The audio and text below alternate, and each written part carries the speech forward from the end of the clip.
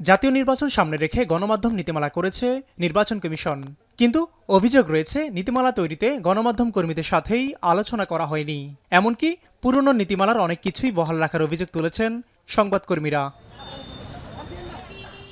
গণমাধ্যম নীতিমালায় বলা আছে, ভোটের সময় বৈধ কার্ডধারী সাংবাদিকরা সরাসরি ভোট কেন্দ্রে প্রবেশ করতে পারবেন। তবে তথ্য সংগ্রহ, ছবি ও ভিডিও ধারণের ক্ষেত্রে প্রিজাইডিং কর্মকর্তার অনুমতি লাগবে।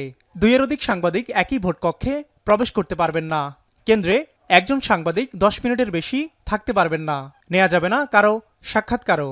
জানানো হয়, ভোট গণনার সময় সাংবাদিকরা থাকতে পারবেন এবং ছবিও তুলতে পারবেন, কিন্তু সরাসরি সম্প্রচার করা যাবে না।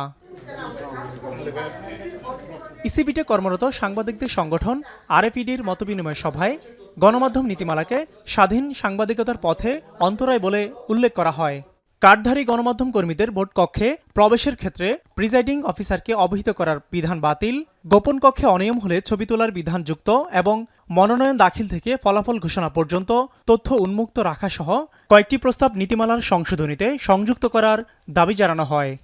লাইভ সম্প্রচার করতে দিচ্ছেন না, তো এটা আসলে যৌক্তিকতাটা কোন জায়গা থেকে আসলে এটা করা হয়েছে সেটা যদি আমাদের ক্লিয়ার করতেন। অংশীজনদের কোনো মতামত নেওয়া হয়নি।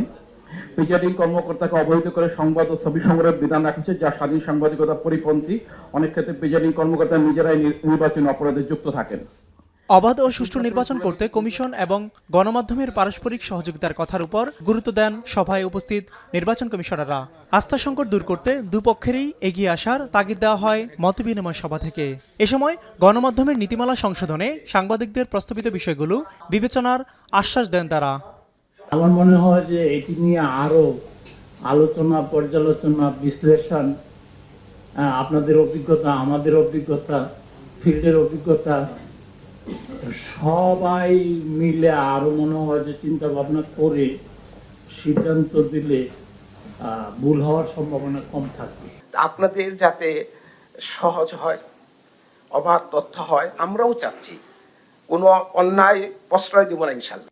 আরএপিডির প্রস্তাব যাচাই বাছাই করে গণমাধ্যম নীতিমালা প্রয়োজনে সংশোধন করার কথা বলছে নির্বাচন কমিশন। মিয়া আমিরুল, এখন, ঢাকা।